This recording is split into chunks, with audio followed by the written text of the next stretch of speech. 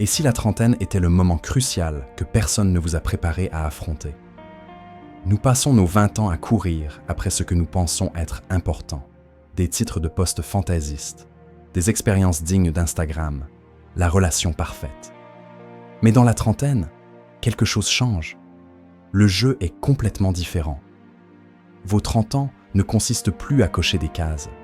Il s'agit de construire des fondations qui comptent vraiment, tant que vous avez l'énergie et la marge de manœuvre pour faire des changements significatifs. C'est le moment où vous réalisez que l'intérêt composé s'applique à tous les domaines de votre vie, pas seulement à vos finances. Voici ce que personne ne vous dit. La plupart des gens gâchent leur trentaine en optimisant les mauvaises choses. Ils se concentrent sur l'ascension d'échelles menant à des murs qu'ils ne veulent pas escalader. Ce qui compte vraiment dans la trentaine n'est pas ce que la société vous dit qui devrait compter.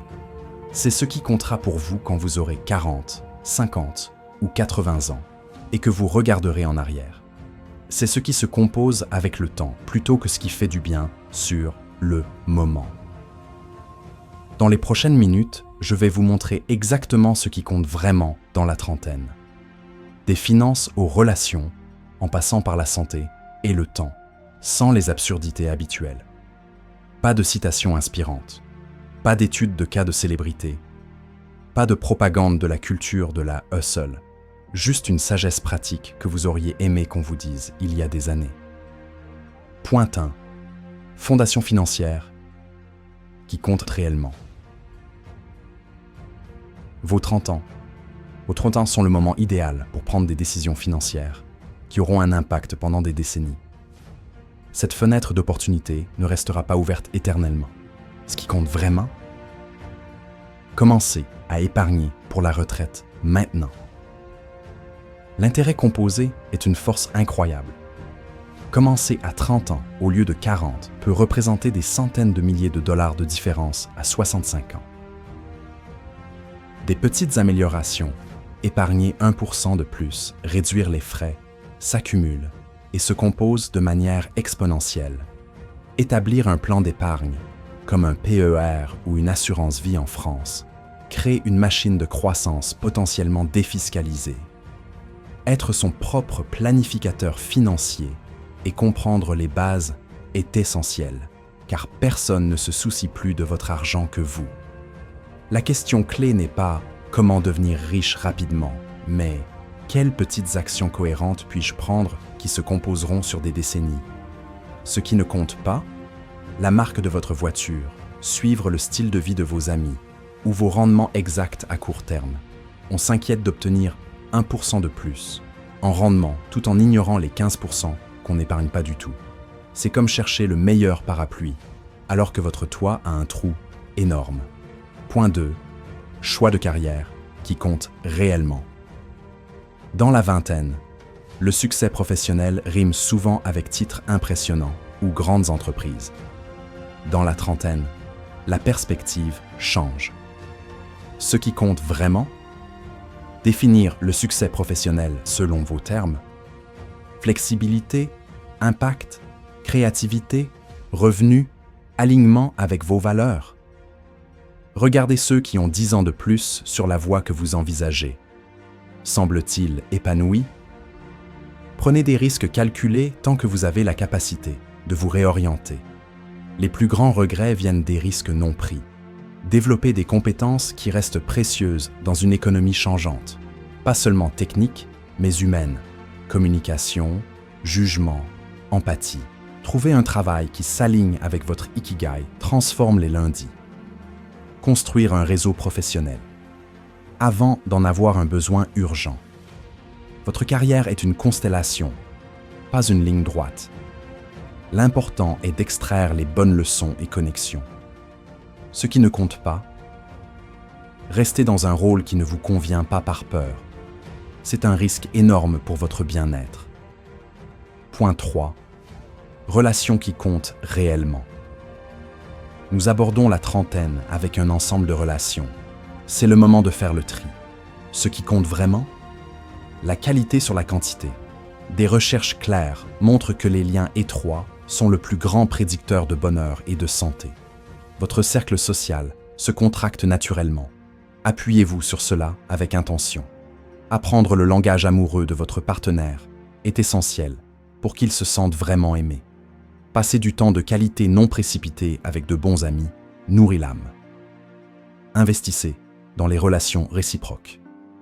Créer du temps pour une connexion significative sans distraction numérique est un acte radical. Apprendre à lâcher les relations non épanouissantes crée de l'espace pour celles qui vous nourrissent. La question clé n'est pas « comment puis-je plaire à tout le monde ?», mais « qui sont mes gens et est-ce que j'investis en eux ?» Ce qui ne compte pas, passez des heures à regarder les meilleurs moments de personnes que vous connaissez à peine sur les réseaux sociaux, au lieu de passer du temps avec vos proches. Point 4. Habitudes de santé qui comptent réellement. Dans la vingtaine, la santé semble une ressource infinie. Dans la trentaine, les premières factures arrivent, ce qui compte vraiment. Créez des habitudes de santé durables et cohérentes plutôt que des programmes intensifs et éphémères. Votre corps prend des notes. Une marche quotidienne de 10 minutes pendant des années aura plus d'impact qu'un programme parfait suivi sporadiquement. Abordez la santé mentale de manière proactive, car votre résilience psychologique impacte tout. Le sommeil devient non négociable. C'est la fondation. La question clé n'est pas « comment puis-je ressembler à un modèle Instagram ?», mais « quelles petites habitudes cohérentes puis-je maintenir qui me serviront pendant des décennies ?»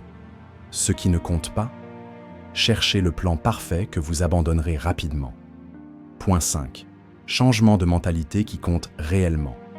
Nos 20 ans nous enferment souvent dans des mentalités fixes. La trentaine est le moment de la révolution mentale. Ce qui compte vraiment, développer un état d'esprit de croissance. Croire que vous pouvez développer vos capacités.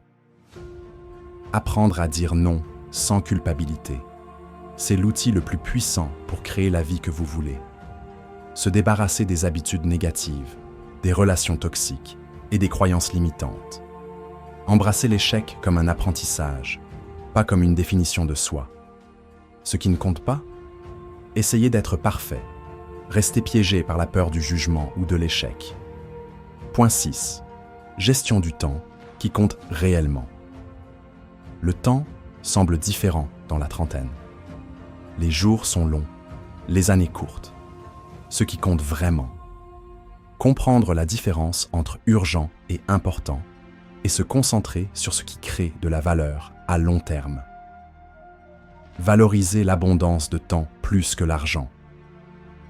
Créez de l'espace blanc dans votre emploi du temps pour la créativité et le repos. Poser des limites claires autour de votre temps est un acte de respect de soi. Ce qui ne compte pas, être constamment occupé avec des tâches urgentes mais sans importance. Remplir chaque moment de distraction. Point 7. Choix de style de vie qui compte réellement. La société nous bombarde d'images du succès dans la trentaine. Ce qui compte vraiment?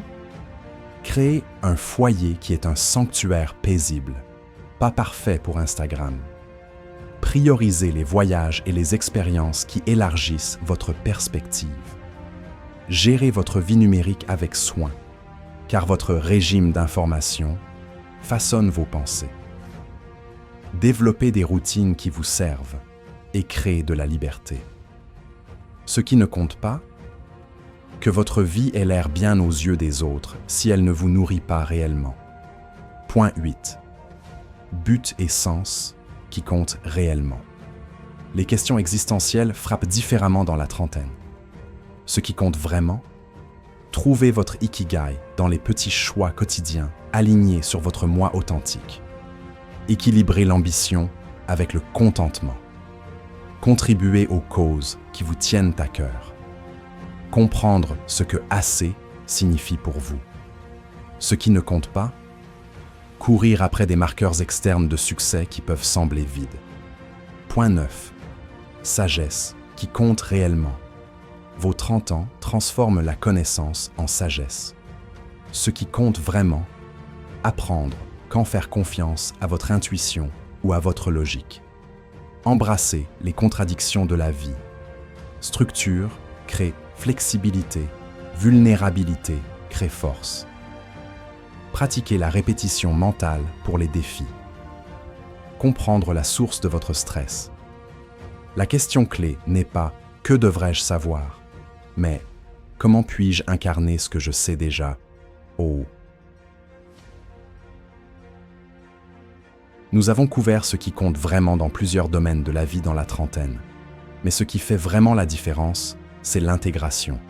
Reconnaissez comment ces domaines se connectent et se renforcent mutuellement. La stabilité financière crée de l'espace pour les risques de carrière. Une meilleure santé améliore les relations. Une gestion du temps plus sage soutient un but plus profond. Le plus grand cadeau que vous puissiez faire à votre futur moi est l'intégration aujourd'hui. Pas la perfection dans un seul domaine, mais l'harmonie entre eux tous. Nous compartimentalisons nos vies, traitant chaque domaine isolément. C'est comme essayer de réparer des instruments individuels, sans considérer l'orchestre dont ils font partie. Dans la trentaine, posez des fondations qui vous soutiendront pendant des décennies, pas par peur ou obligation, mais par souci sincère de votre futur moi. La question n'est pas de savoir si vous faites bien vos 30 ans. La question est de savoir si vous passez cette décennie d'une manière dont votre moi de 40, 50 et 80 ans vous remerciera.